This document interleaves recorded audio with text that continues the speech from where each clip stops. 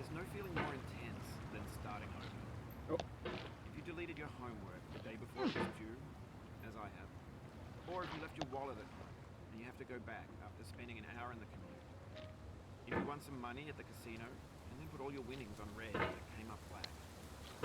If you got your best shirt dry cleaned before a wedding and then immediately dropped food on it. If you won an argument with a friend and then later discovered that they just returned to their original view. Starting over is harder than starting up.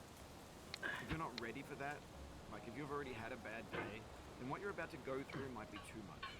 Feel free to go away and come back. I'll be here.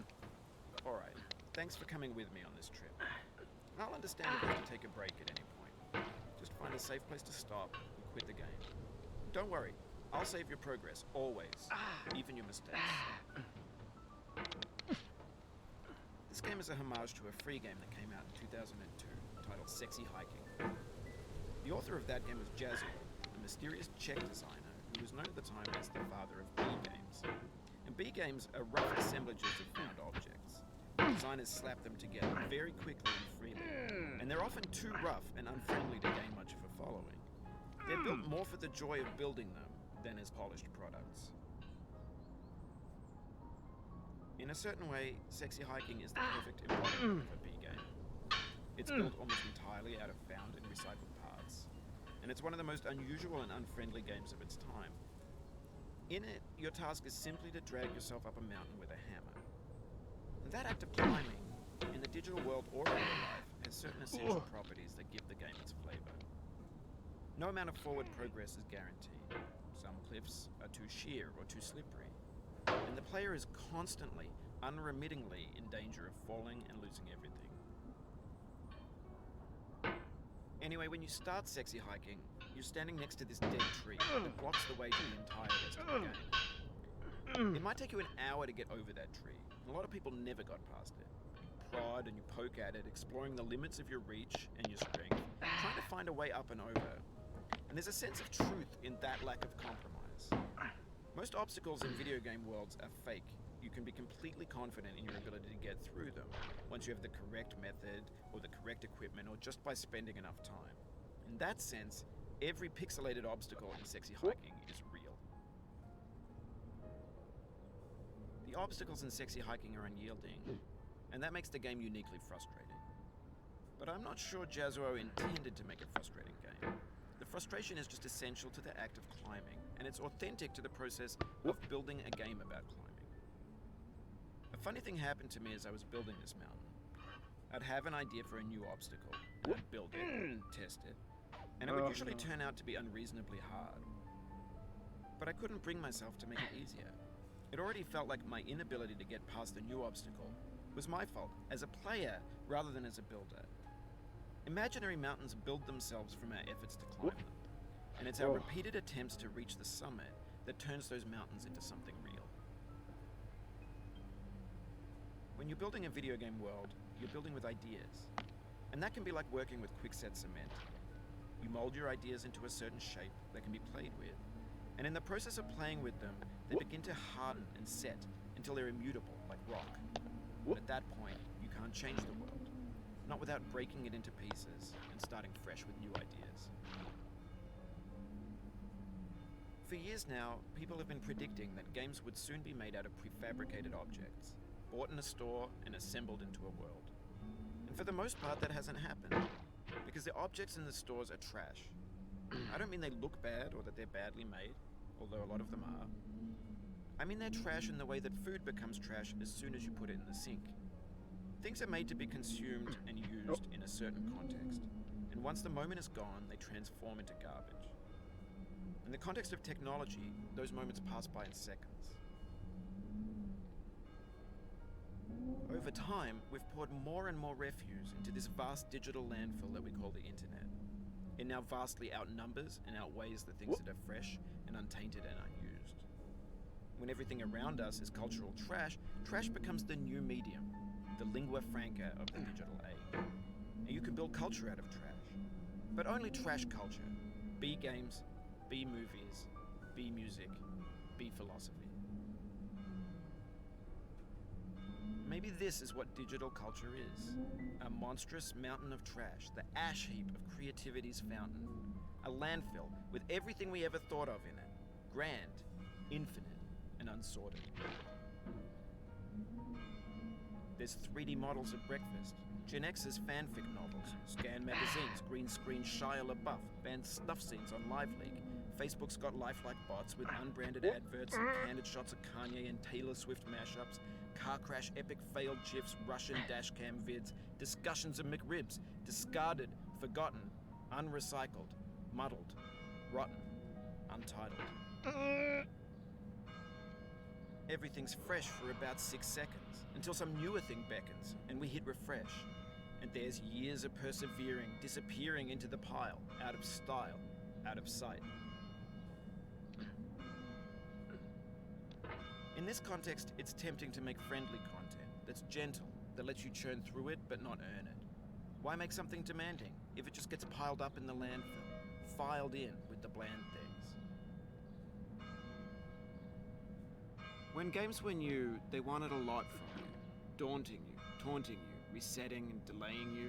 Players played stoically. Now everyone's turned off by that. They want to burn through it quickly. A quick fix for the fickle. Some tricks for the clicks and the feckless. But that's not you. You're an acrobat. You could swallow a baseball bat. Now I know, most likely you're watching this on YouTube or Twitch, while some dude with 10 million views does it for you. Like a baby bird being fed chewed up food. That's culture too. But on the off chance that you're playing this, what I'm saying is, trash is disposable, but maybe it doesn't have to be approachable. What's the feeling like? Are you stressed? I guess you don't hate it if you got this far. Feeling frustrated? It's underrated. An orange is sweet, juicy fruit locked inside a bitter peel. That's not how I feel about a challenge. I only want the bitterness. It's coffee. It's grapefruit. It's licorice. It feels like we're closer now. Composer and climber, designer and user. You could have refused, but you didn't. There was something in you that was hidden, that chose to continue.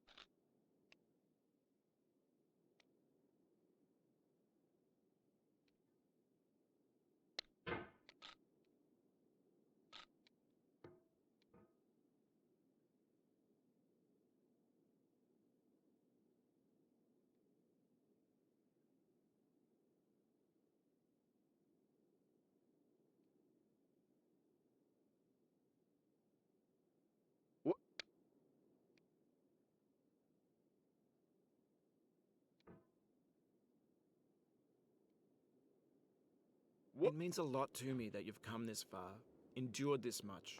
Every wisecrack, every insensitivity, every setback you've forgiven me is a kingly gift that you've given me.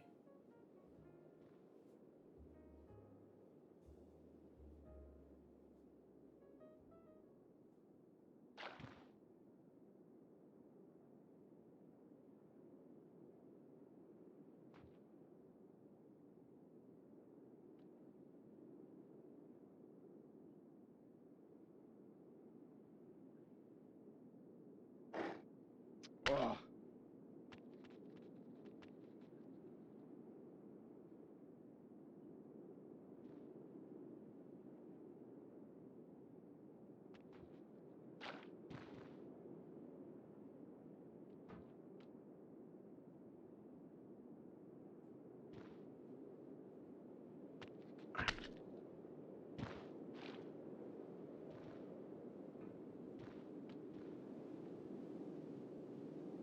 We have the same taste, you and I.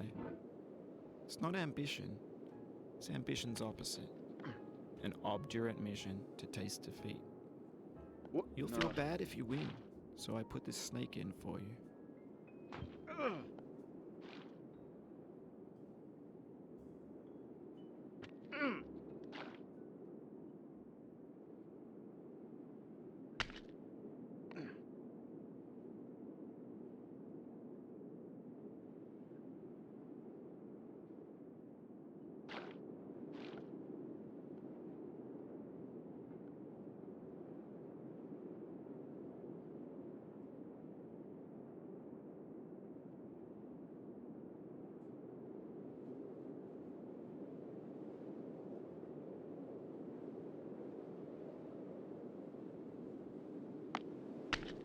No.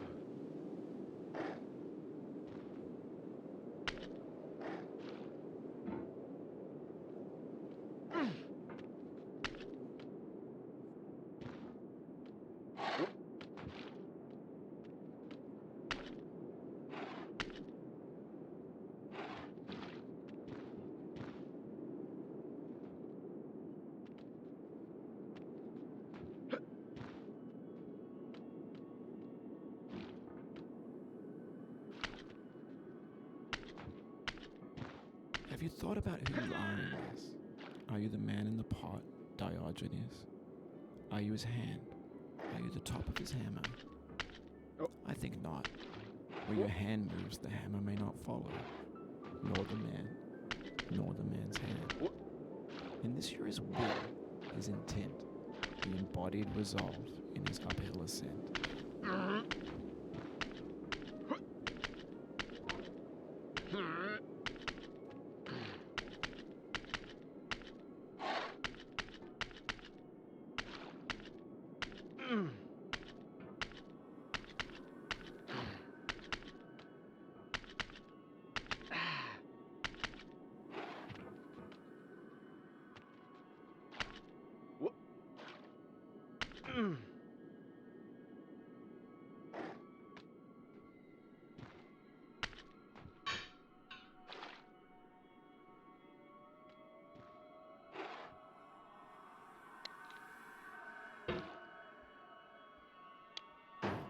You've conquered the last cliff, the platforms, the church, and the rectory, the living room and the factory, the playground, the construction site, the granite rocks, and the lakeside.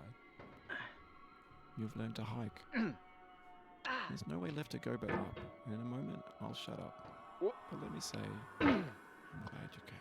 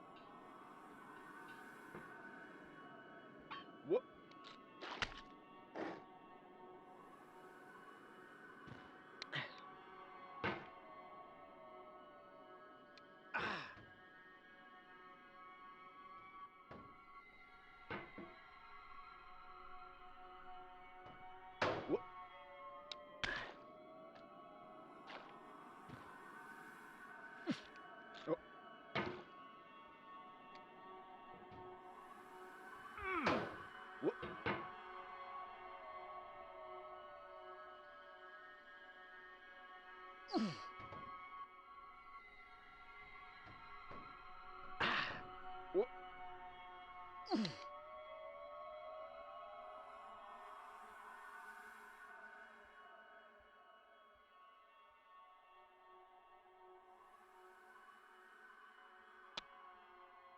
dedicate this game to you, the one who came this far. I give it to you with all